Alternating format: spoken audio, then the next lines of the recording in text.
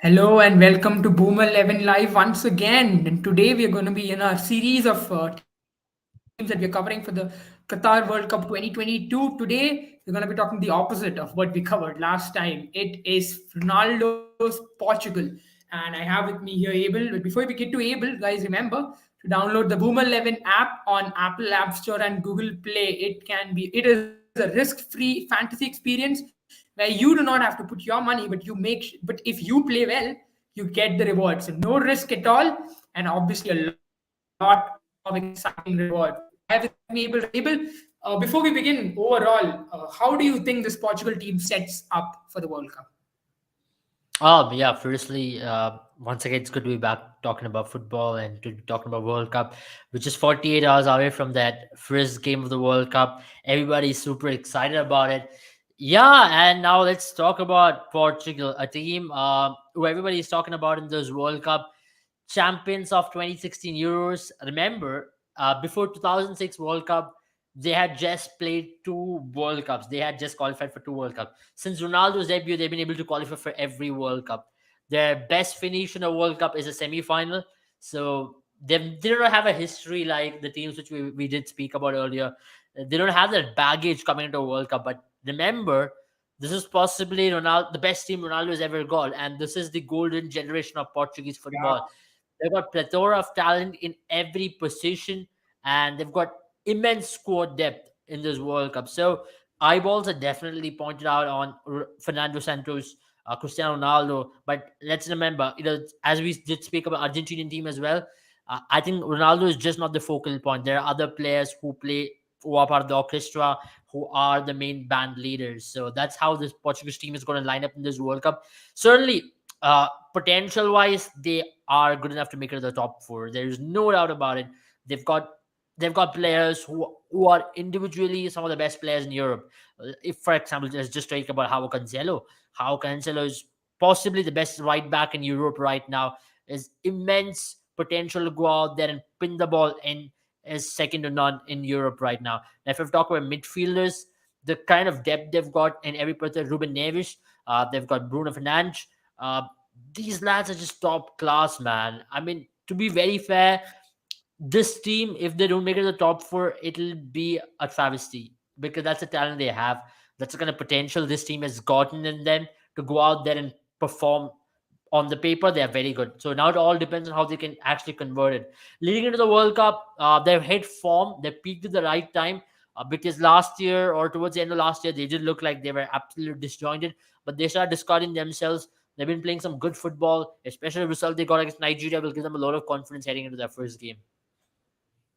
absolutely. I mean, let's look at some of the stats from their World Cup qualifiers, and let's study them, and then probably you can tell us how they've progressed. They did not. I mean, they were not the best team in the qualifiers, obviously in Europe, but they did do their bit to get to the finals. But do you think now they'll start with the victory? The results that they've had in the World Cup qualifiers right here, and then if you look at it right now, I mean, before as Abel brings it up on the screen, Abel, they have not been the best team, you would say, in the European qualifiers, obviously, because this isn't something that this isn't a what do you say 100% performance, but they've done enough to get here. But now from here, do you reckon there's going to be a lot more improvement because you can't lose or draw matches, especially in the group stage? Absolutely, Jen. Especially when you talk about their World Cup qualification, as I mentioned, towards the latter end of the last year, they were put under a lot of pressure, and especially with the kind of a team they had, for them to go out there and play playoffs in itself was not a good result, right? They were a team who were expected to go out there and qualify on merit and to at least to be in top two, especially in the qualification scenario. But what happened with them was they had to go play qualifiers where they bet Turkey and they defeated Macedonia on the last day. So not the most ideal journey for them leading into this World Cup. But having said that, they say it's about peaking in the right moment for them, and they've been able to find this fresh bit of form towards the latter end of the last year, which is quite refreshing to see, and which is quite important for this team as well. Now, if I were to talk about every player in this team have stepped up in different occasions, and That's where I think they've changed the system slightly, they've tweaked it slightly, because Fernando Santos was coming under a lot of pressure, especially when it comes to the kind of football he was playing. There was this dogma about him just going out there and playing negative football, parking the balls, not really playing vertical passes, just trying to counter from the back, which this team can possibly do that. This team is good enough to do that. And remember in Euros as well, they started off pretty well, but then they tapered off pretty quickly because of the style of play they adopted in 2021 Euros. It did work for them in 2016 Euros, but remember the quality of that team and the quality of the 2021 Euro team is there's a stark contrast in that. It's totally different in the kind of quality, in the kind of player potential every team has got, and this team especially has got crazy potential. Now, if you look at the XG, especially in XG in the qualifier, they had a pretty decent XG, 2.51, and against they had 0.98. I mean, which is decent enough for a good team, and they've done a decent job there. Now, if you talk about their possessional play, that's where they've come under scandal multiple times. It looks like they've had decent possession almost every game, but the fact of the matter is that they've not been able to convert chances with the possession they've had. So something which was questioned through the course of the journey. And now, if you have to talk about just on the way in which they had the qualification run, you can understand that the results did not go rightly there, though they won majority of the games, but especially they had so many draws. But I For mean, some you of them, expect they them to lost to win at Serbia as well. least these many amount of games if you want to qualify, right? Because these were qualifiers at the end of the day. That's the reason why you would see almost every team will have good percentage, but it's the amount Yeah. of draws that would be worrying you. You would say, because that means they've lost that many points there. Yes, they have lost that many amount of points there, and that's something which led them to play in the qualifiers as well, right? They lost points to Yeah. teams like Serbia and multiple occasions. One could say in one of the games where Ronaldo's goal was denied, which could have, if that would have gone their way, they would have been not put into qualifiers as well. So these are things which you need to keep in mind. But at the same time, the kind of football they played was just awful. They played throughout the course of the qualifiers. They did not have a good time. And the recent loss against Spain in the Nations Cup, that was an important match where they had to defeat Spain to go to the Nations Cup semi-final, and then they lost to Spain. It was a last-minute winner by Morata, which helped which helped Spain to go further into the tournament. But that's what I'm saying, right? What happens with this team is they're creative players. Though they have so many players who are potentially some of the best creative players in Europe. Like, let's just talk about Bernardo Silva. He's going to possibly play a number 10 role. Bruno Fernandes, who's going to play a number 8 role in this squad. Ruben Neves, who's damn good as well when it comes to his ability on the ball. He's going to be possibly playing the pivot role for this team, and he's very comfortable on the ball. His ball progression is excellent, and his defensive acumen is also pretty good. So they've got players who can possibly do a job on their day, but then they've not been able to create those chances because of the system they're playing in. They usually line up as a 4-2-3-1. That's what they've been lining up in the recent past, where you have Danilo Pereira and Ruben Neves forming a pivot. Then you have fullbacks as well. And when you talk about Portuguese fullbacks, the talent they've got is crazy, and that's where their talent is at its best, right? Let's just talk about fullbacks like Joao Cancelo, Diego Dallo. On the left hand side, you have Nuno Mendes. Then you have Guerrero. So there is no depth. There is no lack of fullback potential in Portugal right now, and that's where I think that's going to be their biggest strength and how they're going to use them. Ideally, for me, I would like to see Diego Dallo start for this team, because this guy when he starts, you saw it even yesterday, right? The way in which he progresses into the final Yeah. third, links up with the attackers, that's just exceptional. That's a talent he's got. I've seen that especially this season with United as well, he's been able to do that on par. And where how Cancelo can be used as a left back, which he's been doing a decent job for City. He has done that for City in multiple occasions as well. With Nuno Mendes, the issue is when he's coming off an injury. Still not sure of whether he's going to be a starter for this team.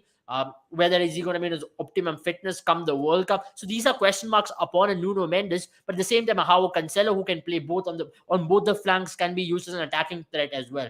So I would ideally like to see a Diego Dallo start from the right hand side, how Cancelo start from the left hand side, and see how they progress in. And both of them, their attacking prowess and the defensive capability is top notch. Especially how Cancelo, for me at least, he's the best wing back in the world right now. If we talk about the potential starting 11, I'll just pull it out. we've put up a 4-3-3 system, which is another system which they can Yeah. possibly deploy. And why I've gone with this system is because I think how Felix should start in this team. You know, how Felix, with the kind of ability he's got, his creative play is top notch. The way he cuts in is very important. And Ronaldo needs support of Rafael Leao because he was MVP for the Rossoneri in the last season, where he helped them win their maiden title in 10 years. And remember, this lad is not even scored for Portugal a single goal in the number of caps he has got for them. But the fact is that this lad can turn it on his day. Give him the right amount of ball, help him, just give him that confidence to go out to link up with Bernardo Silva.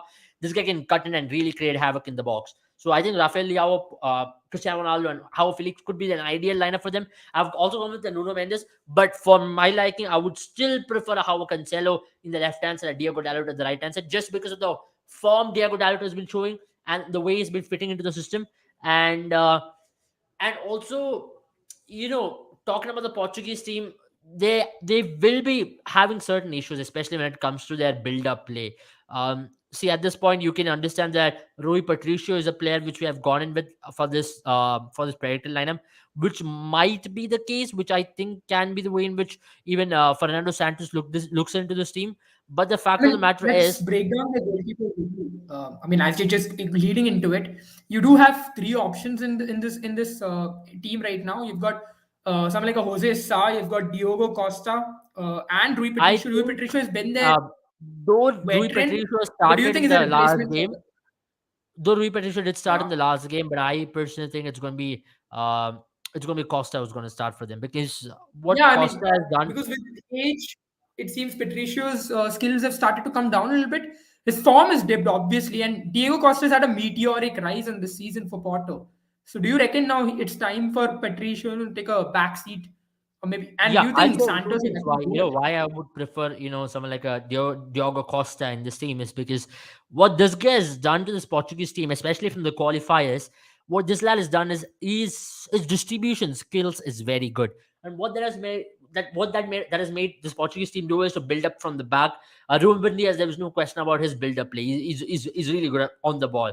And when it comes to Pepe on the ball is still a factor, but you need someone to build up from the back, which makes the attacking transition a lot smoother, and which has made them look much comfortable on the ball. Especially if you talk about the qualifiers run, there were occasions where they were put on the pump at a couple of occasions, especially against Turkey.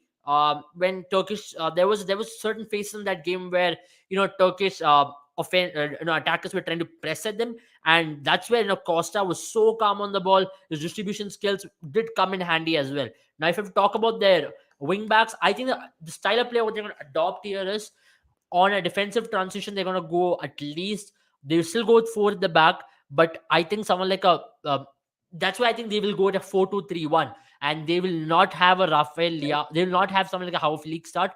They'll have a Rafael Leao on the left hand side. Bruno Fernandes will play through the middle, and you'll have a Bernardo Silva play on the right. So that means you'll have an attacking midfielder number 10 role for someone like a Bruno Fernandes, which is very good for him. I think he will like to move in as second striker at times as well in offensive transitions right behind Ronaldo. And when it comes to on the left hand side, Rafael Leo is good enough. He's got the pace, he's got the ability to cut in pretty well, and you will have someone like how Cancelo on the left hand side or Nuno Mendes on the left hand side who will possibly help him, and they will be playing on the attack. They will come into the final thread to provide the attacking options. And same thing with how Cancelo. You know how good he can be when it comes to Yeah. him in the final third, right? He can come in and Because one of win the those crosses. players, yeah, one of the major players Yeah, that are missing out is Diego. I mean, Diego Jota. How much do you yeah. think this team will miss him on the for the in the attack? Because he has been a good player for Portugal, and he's been obviously Liverpool fans will tell you how much they've missed him already. But he going to be a more of a miss in this Portugal team? Hi, Isha. We're doing great. We're doing great, Aisha. Good to see you back again. Yeah, talking about Diogo Jota, I think Diogo Jota is one of the best players out there for Portugal in the recent past. Though the stats might not tell you, but his impact as the runs which he makes into the box have been so pivotal for this team as well. And the kind of form he was showing for Liverpool before he got injured, that's something which this Portuguese team is going to miss immensely. And I thought if not for Rafael Leao, maybe Diogo Jota would have started on the left hand side and he would have been an important threat. I'm just going to pull out what the squad is. As I mentioned, I think Costa will start for this team. Now, if you look at their options, see Danilo Pereira, they've got options right there when it comes to their defenders. Especially, they've got immense depth in every position. Cancelo, Cancelo and Dalo. Then they've got Silva, they've got Mendes. They've got Diaz, but ideally speaking, I think Cancelo should start on the left hand side. As I again keep saying, and when we talk about the midfielders, this is one of the best Portuguese midfield I've seen in a long, long while. Let's talk about Vitinha, right? Vitinha has been excellent for PSG. The way in which how pivotal he has been for the PSG system, especially in the Khaltier, he's been so good for them. The way he's been able to receive the ball and then distribute it towards the attackers, that's been his play. And even in defensive transition, he has been very good in intercepting the passes to make the right decisions in the midfield. I think Vitinha off the bench is a very good option, or even Vitinha can start with someone like Ruben Neves. So these are options which he's got. With Fernando Santos, have to make some important decisions. I When you talk about Paulinha and when you talk about someone like Otavio has been having a very good season as well. I've been following Otavio's rise quite closely because he's another midfielder who's made immense progress over the last one season, and hence I see him also being used on in this team in different situations. Definitely not a starter, but off the bench he can be an excellent option for this Portuguese team. That's why I think Vitinha and Ruben Neves should ideally start in a two-man pivot system with a 4-2-3-1 kind of a formation, and that will give them an ideal balance. Maybe someone like Ruben Neves can drop in defensive transition, which makes them a five-man defense. Which means even if someone like a How Cancelo or even a Diego Dallo is unable to recover back on defensive transitions, this is where they can absolutely drop into a system. And someone, if talk about a more defensive option, you can play even a Danilo Pereira in the in a pivotal role where he can also drop in deep, and he can also play as a third center back in the defensive transition, which makes this team a very compact team. I don't see them playing the most flair football, and that's not something which you should expect from them. Though they've got the team to play it, but I don't think Fernando Santos will ever do that. They're going to sit at the back, wait. They're going to attack on the counter, which is going to be their strength. But at the same time, now going ahead, if you look at the forwards, what they have, this is going to be one of the biggest things, right? If you talk about forwards, I will get to the main man, of course, but before that, let's look at the other players they've got, right?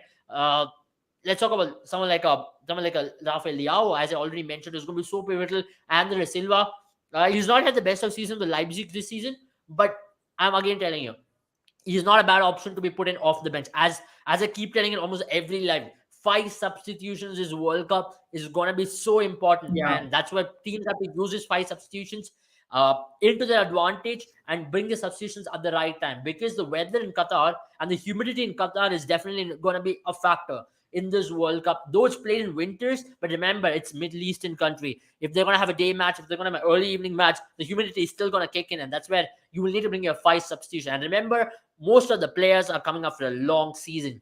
For them to go at a high intensity through the course of 7 games, if they're going to play the 7 games, it's going to be tough. So you need to use these players through the group stage. You need to rotate your squad pretty much. The moment you get a 2-0 lead, you can possibly bring in other players. For example, a Portugal team is playing a South Korea. Then they can bring in these players as a change, give the main players rest. The rotation of the bench is going to be so important in this World Cup, and the team who stays the fittest will have the better chance or a better shot at the World Cup when it comes to their squad depth, in terms of their fitness, and all these boxes have to be ticked. So Fernando Santos I've got a serious job in his hand, especially when it comes to rotating this Portuguese team and using this Portuguese team and the players to optimum utilization. Yeah, I mean that's a very thorough tactical analysis on the whole of it. So let's look at.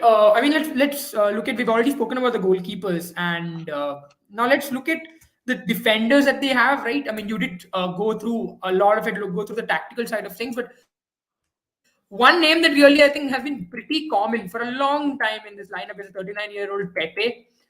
Yeah. He's this lad doesn't seem to get older, does he? Abel? He's still at the top. What do you say? Top flight of European football. He plays Yeah. for Porto, but he's not looked like he's aged, and he's gotten a day older.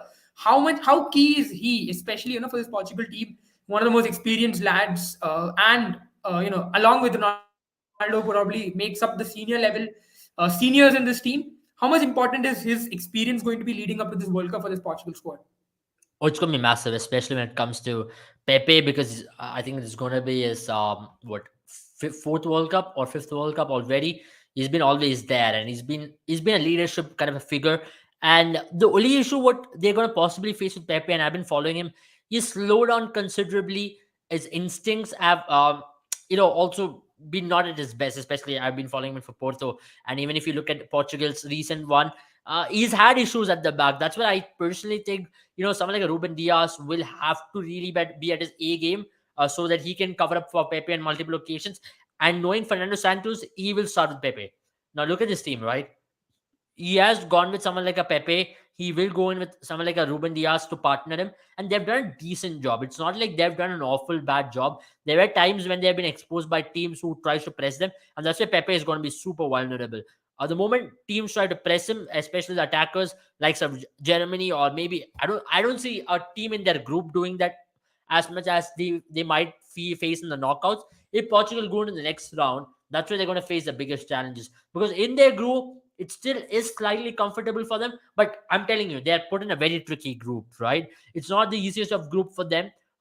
Uruguay, I think we will have a talk on Uruguay in depth. But just to give a overview Yeah. on Uruguay, they are a team. They are a team to make it to the next round and to even top the group. And the game between Portugal and Uruguay is going to decide the fate of this group as well. Who's going to top the group? Who's going to come second? And let's not discount Ghana as well. More than Korea, I think Ghana is a serious threat for both of these teams, for both Uruguay and for Portugal as well. The number of players they've gotten all of a sudden right before the World Cup, the way in which they've been able to get Iraqi Williams, they've been able to get a lot of players into the squad. I think that is going to give Ghana that slight edge. And on their day, Ghana or a Korea can be as dangerous as anybody. And if we talk about Korea, I think some of the Kang Lee, Heng Ming Son, of course, and also Kim Min Jae, he's been having a very good season with Napoli. And similarly for Uruguay as well, if I have to mention some players, Mateus Oliveira has been having a very good season with Napoli. Or someone like Valverde, we can't discount it. I think he's been one of the top five players in the Yeah. world right now in terms of his ability, in terms of his versatility. David Nunes has been having he's hit form lately as well. Though he's not get off the best of starts with Liverpool, but he's hit Mm. form at the right time, right before the World Cup, and he's going to be an important factor for this Uruguayan side. So Portugal is not going to have an easy run. Remember, Portugal on the last two occasions did get knocked out, especially in 2010 and also in 2000, especially in 2018. 18 they did get knocked out by Uruguayan team, and it's not easy, right? And that's where I think Portuguese team will have a tough time. Remember, in 2014 they did not even make it out of the group. US and Germany were the teams who made it out of the group, and Portugal did not make it out of the group. And that was when you again anticipated, can USA really challenge Portugal? But they did challenge Portugal quite a bit. And if you talk about 2010, though they had a couple of good games, they did crash to the eventual world champions in Spain that very year. And in 2018, it was Uruguay once again. Cavani and boys just came in and just pinned them down completely. So in the recent past, they have not had the best of runs when it comes to knockout progression. That's why this team is going to be even challenged. If I have to bring the most recent stat of them, the game against Belgium was another example. They were absolutely gone. I mean, in the first half, Belgium just took the game away, and what Belgium did was, they knew Belgium were facing some injuries in that match, so they decided to sit back and park a bus and see where it goes. And they were able to clinically finish that game of 1-0. But then Portugal were never in it. So that's my point. With the kind of attacking prowess which this Portuguese team has got, they've never reached that. And if I talk about that game which they played against Germany in that Euros as well, they were demolished. I think it was 4-2 was the result, and they were demolished. There are occasions where this backline is put under test immensely. That's where an age 39-year-old Pepe will be coming under scanner. Can he really be calm under when he's gonna get the ball? If your opposition striker is gonna press you. And remember, you're gonna Cavani and Nunes who's gonna press you big time, because are going to press you. Uruguay will challenge you, and you will have someone like even have Nicola de la Cruz for Uruguay, who's been used as a pressing machine in many of these occasions for the Uruguayan team. Though Uruguay has not had the best of runs into the World Cup, but remember the kind of squad they've got, the kind of individual talent they've got, they can give any team a run for the money. And even let it be the potentially the best team of the tournament, Uruguay will definitely give them a run for the money. Equally, Ghana, we are underrating Ghana a lot more. But let's just be very honest. Ghana can be as deadly as anybody. So Portugal would not want to get any result I mean, they don't want to drop points. The moment they drop points, they're going to be under immense pressure. Yeah, absolutely. Uruguay probably is going to be one of the most toughest. I mean, in the group stage, it's going to be a tough test for them. Even let's talk about just talk about what you've already covered slightly briefly. You know, the fact that I mean, as you mentioned, 1930 they were invited for the World Cup. After that, when they had the qualifications, 1966, they came pretty close. Actually, they were beaten by England in that World Cup, who went on to win the World Cup. Then on, when once Ronaldo is, got has once Ronaldo came through, that's when they really started being a force in Europe. But they've never really hit the high, right? 2016 when they won the Euros was the highest of the peak of their powers. But even in that World Cup, I mean, even in Euros rather, you didn't seem like they were the perfect team. That team made a lot of mistakes. France was probably the team which was higher up the order in terms of quality. It was just they outperformed France in the finals. But do you reckon that this team has been a great team for quite some time? The issue has been all those 11 players have never really come together as a team. It's always been 11 distinct players and never together. And is Yeah. that the major issue that this team has to play? That Portugal is not playing against an opposition, but is against playing, I mean, is rather playing against their own egos. Um, yeah, I would say, to be very honest, I would say, and especially when it comes to the Portuguese team and the way in which they progressed over the last couple of years at least, there were occasions when you felt, okay, maybe this team needs players who are much more dynamic. Why aren't they actually progressing? But let's be honest, Ronaldo had two possible opportunities to be a world champion and a Euro champion very early on in his career. In 2006 World Cup, they made it to the Hmm. semi-finals where they lost to Yeah. the finalist France. And in 2004, in the Euros, they made it to the final and they lost to Greece there. So there were two Hmm. occasions where even Ronaldo would have been a world champion very early on in his career, but or even this Portuguese team could have tasted success very early on, but it just did not happen. And from there on, it's not been easy, right? If I have to talk about 2016 Euros, though there's a silverware to back it up, but the fact of the matter is, we all saw they had a very, very bumpy ride to the final. And Exactly. even Yeah. in the final, if not for Griezmann hitting the post, I don't remember who it was. One more person hit the post couple of occasions. So they had a certain thing going in their favor. I won't say luck because you have to certainly play good football, especially in semi-final against Hmm. Wales. They put in a show. Hungary, I remember it was a 3-all game, but it was one of the best matches of the entire I tournament. mean, they I did just win saw. that finals when Ronaldo was on the I mean, on the sidelines being assistant manager to Santos, right? So I would say even Portugal had their fair share of unluckiness, but they were the team that got through. But it was not a perfect run. It was not a champions run. You would say it was definitely they deserved it, but it wasn't a smooth run. It was something that, as you mentioned, was bumpy. And is that the I issue keep that telling Portugal this. faces? In Euros, you can have such runs and still get away with it. For example, Greece, as I Hmm. just mentioned, Greece is one of the finest examples how the kind of football they played, the kind of pragmatist kind of attitude they had. See, ultimately, there's no right way to play football. I just believe into this. Unless it's a league football, Yeah. especially in competition, cup football, you can still play that pragmatic football and get away. You can still churn out results in your favor, get one up and park the bus, or just go out there and stack in your defense, be compact as possible. Yeah. This has happened many a times, especially in Euros. Even if Denmark's run in 92, if I remember, was something very similar. Greece in 2004, Portugal in 2016. There are examples like that, and many examples like this. But when it comes to World Cups, you really have to be on your A game because you're going to come up against some of the best teams. You might come up against a Brazil. For example, what's going to happen for Portugal is the moment they end up second in the group, they're going to face Brazil if Brazil ends up number one. So that is a big Hmm. test first up you get out of the group. And who are Brazil? Brazil are rated as the most favorite to go on to win the World Cup at this point, higher than Argentina. So you are going to face eventual world champions or the number one ranked FIFA team in the world right now. And the form they've been in, it's going to be a massive challenge for Portugal. That's going to be their first major challenge. So for Portugal, what they'll be doing is they would want to top the group, make sure they don't get a tougher opposition right up in round of 16. The moment they get the tougher opposition in round of 16, Yeah. then you're gonna be in serious trouble or serious pressure. Because Brazil, let's be very honest, right? It's very tough to face a Brazil squad in a knockout of a World Cup. In the recent past, those things have not gone their way. But remember, this Brazilian squad is very tough to beat because these lads are really good on their day. they've been an unstoppable machine so far. They've got insane amount of talent, I think, which we will talk about in depth when we talk about Brazil tomorrow. But right now, just talking about what Portugal is bringing into the table, I personally think, you know, for Portugal, the first things first, what they have to do is to play as a unit. Play as a unit. What I mean is not to rely on one man. You know how I'm talking about. It has happened so much with Portugal that they've been I trying was to just going to create a get into that. system. Uh, Sean here has also mentioned that, right? The Ronaldo system, quote unquote.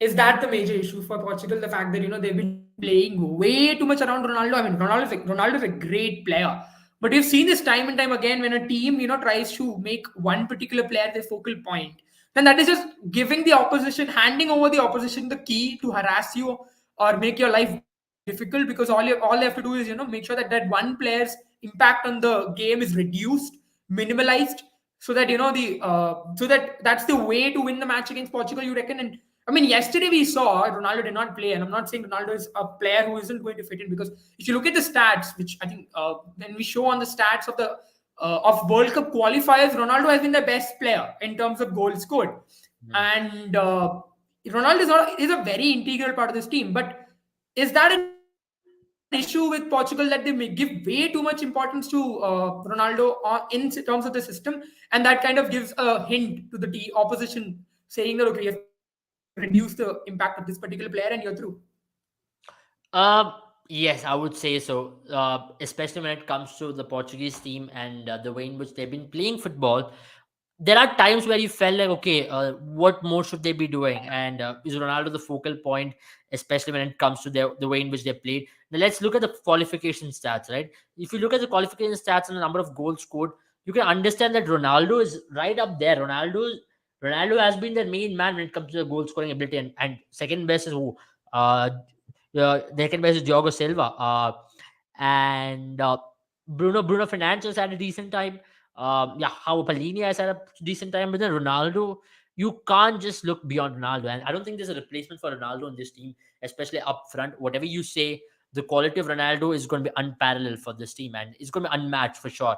You need an attacking threat of Ronaldo, but at the same time, can they build a system where Ronaldo is not the focal point? I've seen that in the recent times, especially in the qualifiers.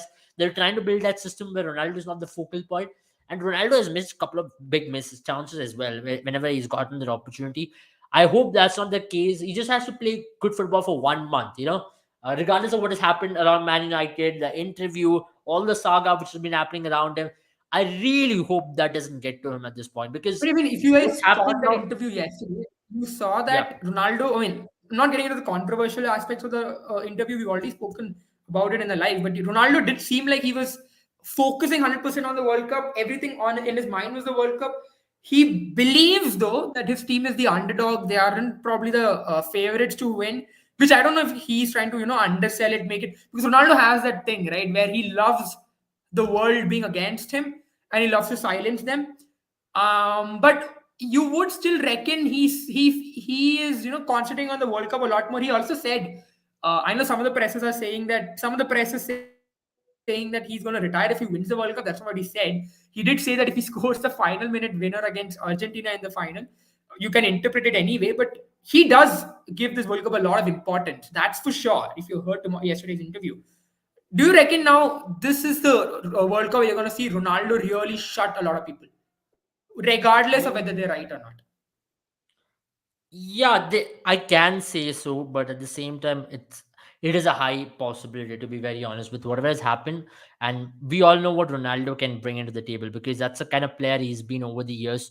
He likes the spotlight on him. He likes people being against him. So he can Yeah. once again prove that why he's the best player. And what he has to do is to just play good football for 1 month. Nothing else. Just play good football for 1 month and see where things go from there on. And if he has a good World Cup, there are going to be clubs who would really want him in December. And now, whatever developments we've been able to see is that Manchester United are planning to terminate the contract with him on legal Right. grounds, because he has spoken against the club. He's violated certain clauses where he should not be speaking against your own employer. So that's happened. He's spoken against the manager. He's spoken against the system. the owners. He's done everything possible to get fired. So that's what's happening right now, and his contract will be terminated, and they are going to take a legal action against him, where he'll have to face it because of whatever he said in that interview with Piers Morgan.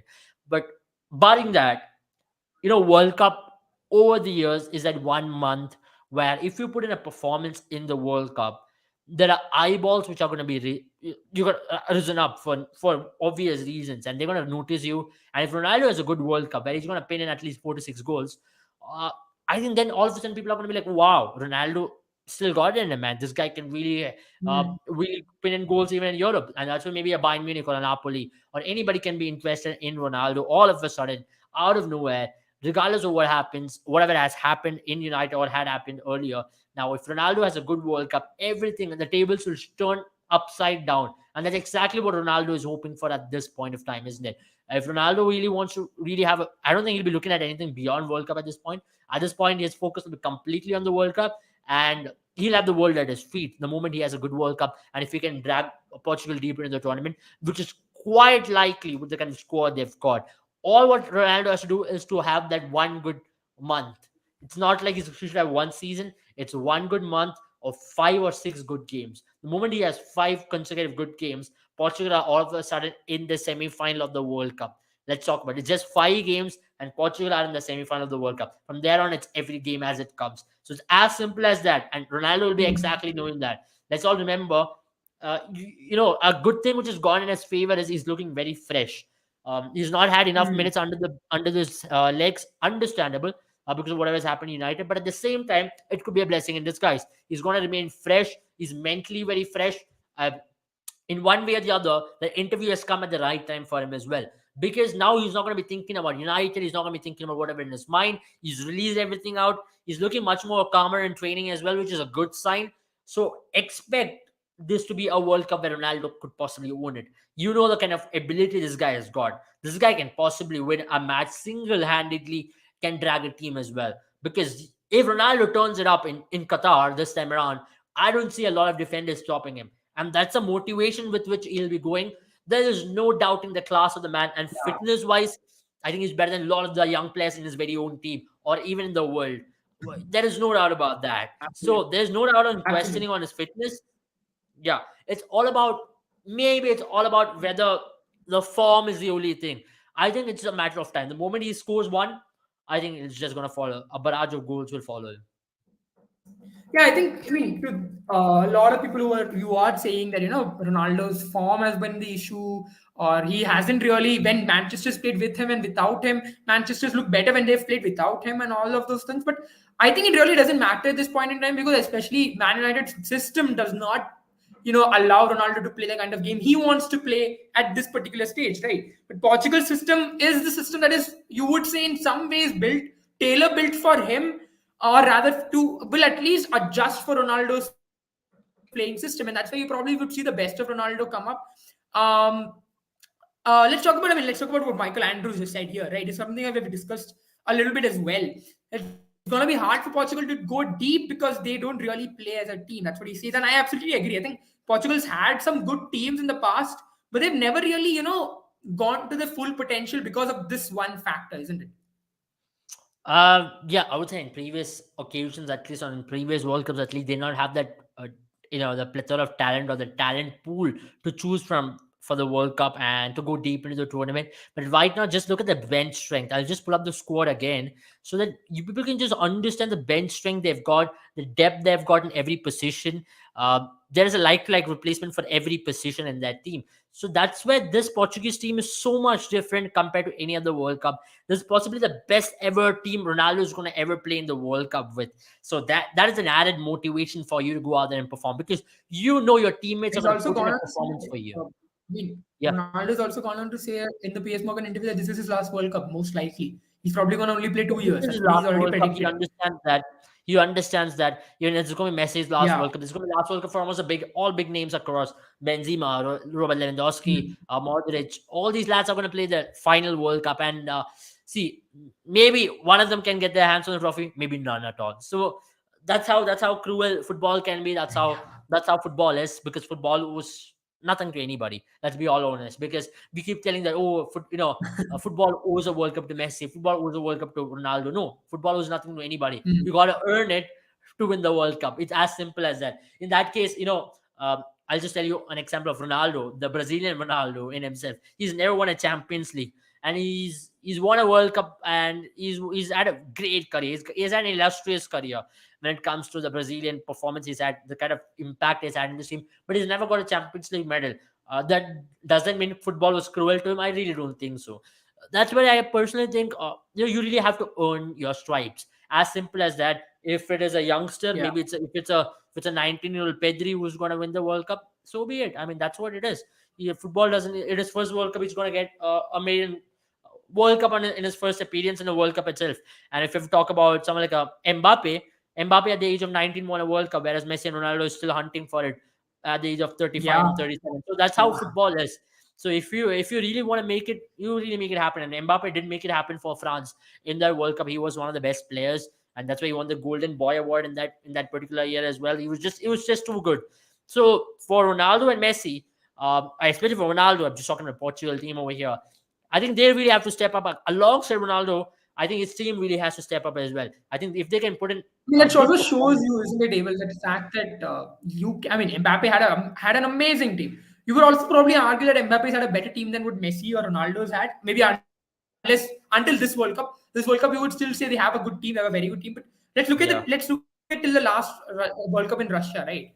Till that World Cup, you would argue that Mbappe's team, a World Cup winning team, was probably the better team than Messi's Argentinian teams, or any of Ronaldo's Portuguese team, and that's why football is a world is a team in sport and not an individual sport. Because that's the reason why you see some of these legends not have their hands on a World Cup trophy yet. absolutely. That's why we keep telling time and time again.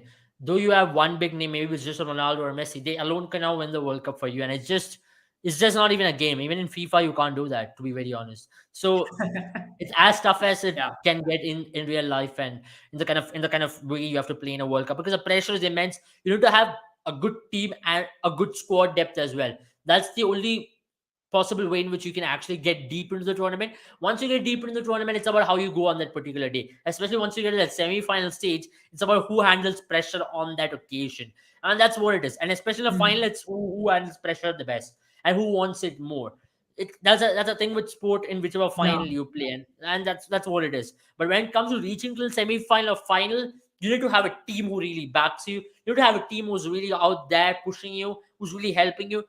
Ronaldo alone cannot do it. Let's be honest. You need a Vitinha, you need a Ruben Neves, you need a Bruno Fernandes, who's really gonna play pivotal roles for this team and to help this team to progress further deeper into this tournament. So I personally think, from whatever I can see of this Portuguese team, they've got the depth. All what they have to do is go out there and to play as a team and play fluid football, not just focus on one man, focus on as a team and what is the best possible way in which they can churn out results. The moment they get 2 to 3 wins or 4 wins, they're in the quarterfinals, and from there on you can real quick time you can reach the semi-final as well. Once you're in semi-final, it's about what happens on that day, and I think this team has potential to finish top four. To be very honest, I see a top four finish for this team. Anything short of that will be a huge surprise and a huge disappointment, personally, and even for that team. I think this is the best score Ronaldo has got. This is the best shot Ronaldo has got for the World Cup. I think this is going to be a hell of a World Cup for all the players, and especially for Ronaldo as well. All right. I mean, I asked you a question yesterday about Messi and Ronaldo facing off in the final. Let's talk about the second half of it now today. So if Portugal and Switzerland, I mean, if Portugal tops the group, they meet Switzerland, and then from there on, if they win, they might meet either Spain or Belgium, and if they win, they might meet either England or France, and then they might end up in the final, provided that Argentina also makes their way, as we discussed yesterday. Is there a Ronaldo, Argent, Messi, final on cards? And You if know, there is, what a story will that be for either of them if they win? it's going to be massive. Because It's I going to be reckon, massive. especially Ronaldo, wouldn't want it any other way. Of course, he would take it, but he would Absolutely. love if this is the way it ends. Yeah, absolutely. And no doubt on that, especially with whatever has happened. And even let's be very honest, the respect which Ronaldo has got from Messi, he didn't say it out in that interview. About all the negativity which it had, Yeah. the only positivity it had was about him praising Messi, the way in which he says how he admires Messi himself, how he wants to have that respect for him, how he sees Messi to be one of the greatest players alongside him. So there is mutual respect, and he himself said, he liked that kind of a final, of course, and who doesn't want to see that Yeah. final? It was like, uh, I mean, it is as big as any final it can get, and yeah, supercomputer had predicted it. But for me, I think their biggest challenge is going to be the quarterfinal hurdle. Regardless of it being Spain or Belgium, it's not going to be easy for them. Let's be honest. Spain, if they Hmm. come, they are a good team, and their recent record against them, though they've not defeated Spain, uh, they lost Spain the recent Nations Cup final, but before that, they'd never lost to Spain. On the four occasions, they had drawn to Spain, and even the last World Cup, I think Spain versus Portugal was the best match of the tournament. Ronaldo's free kick in the 87th minute, that was one crazy game, right? It was a 3-all. Ronaldo had trick, Spain 3, but yeah, that's what it is. I mean, to be very honest, it's not going to be easy, either if it's Spain or Belgium, because they've had the better of the Portuguese team in the recent past.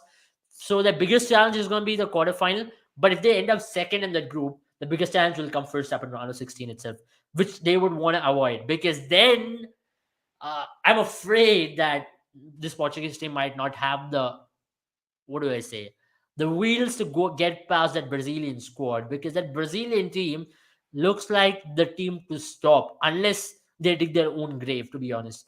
They are the team to stop. I don't see anybody stopping them until and unless someone really plays out of the skin, like what you saw in the Copa America final. You have to put your life, put your legs, everything on that I mean, ground yeah, that for that defend that Brazilian team. team, we haven't covered it yet, but it does look like the dream team. The kind of team you build on FIFA. Yeah, this is the best Brazilian team after 2002, and this looks like that year Yeah. where they want to bring that cup to South America. See, as I mentioned, this looks like a South American World Cup. I don't know which way it's going. It's either going to the north or south of South America, but it's definitely going to South America is what I personally have a feeling, because those two, man, they will definitely meet in the World Cup, and one is going to eliminate other. That's what I personally feel. Only that's the way you can stop two of these teams, or else it's very tough. Only these two can stop each other. It's what I personally feel at this point, because they both are on a juggernaut kind of a run. They've both been on that form after a long, long time. I think it's the first World Cup in my entire life where I'm seeing from all the history I've known, Brazil, Argentina, finally a World Cup where Brazil and Argentina are leading into a World Cup as two strong favorites to win it. And alongside Yeah. that, just add Portugal to be one of the contenders for the World Cup as well. I think this is the most evenly balanced World Cup after a long, long time. So I'm so excited for it. That's Absolutely. all I can say. All right, let's talk about the key players then. I think one of them, obviously, it's probably the most obvious thing anyone could have called it. It's Cristiano Ronaldo. 191 games in international football so far, 117 goals and 43 assists. I mean, you don't even need to read out this record to know how much of an influence he has and he will be for this team.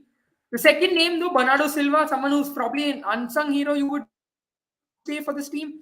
But this year's Premier League, there were questions on his position in the Manchester United. I mean, Manchester City rather, Manchester City team. You didn't know if he's going to Barcelona or not, but he's played 14 games, 2 goals and 5 assists. But this stat actually doesn't even show how much impact he has produced for the Man City team, hasn't it? Abel, you would Absolutely. know. Being a citizen. And I personally think what the thing with Bernardo Silva is that he's one of the best players on the pitch. He makes things look so good.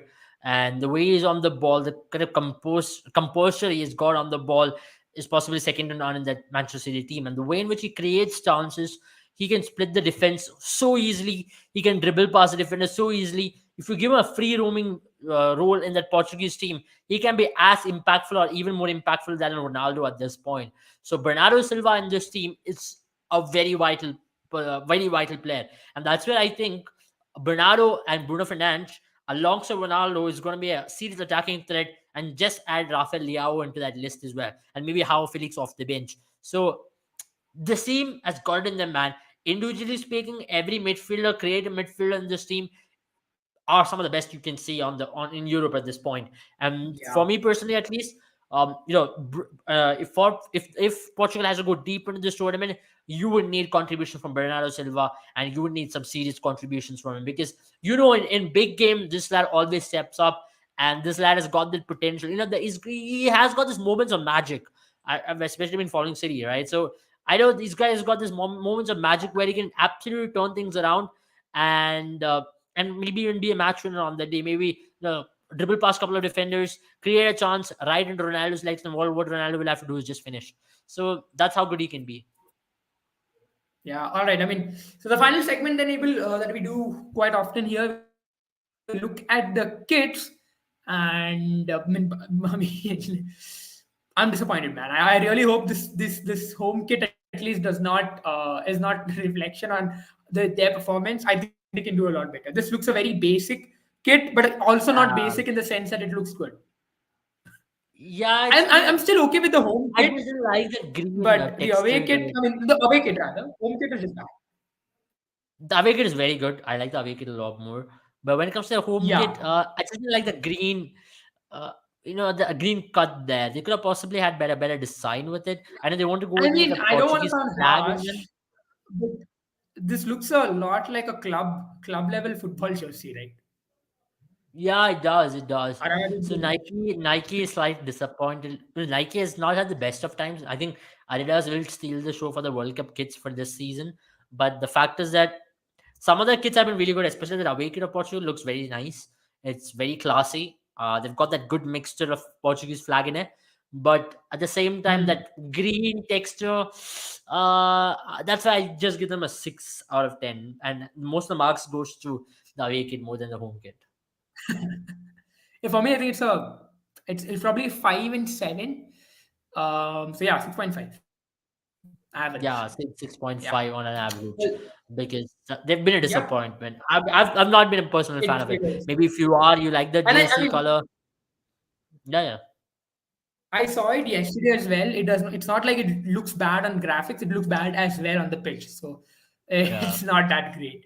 But yeah, I mean, thank you so much, Jibril, for joining us. I mean, let's see where this goes, because this Portugal team has a lot of potential. Let's see how far it goes. We predict that it's going to end up in the top 4. Let's see. Thank you so much, Abel, for joining us. And before we leave you with Boomer 11, the risk-free fantasy experience. You guys can, enter without any money whatsoever and still end up with a lot of exciting rewards and prizes. So thank you guys for joining us on today's live. We'll be back shortly with another team. And until then, goodbye. Thank you, guys. Bye bye, guys.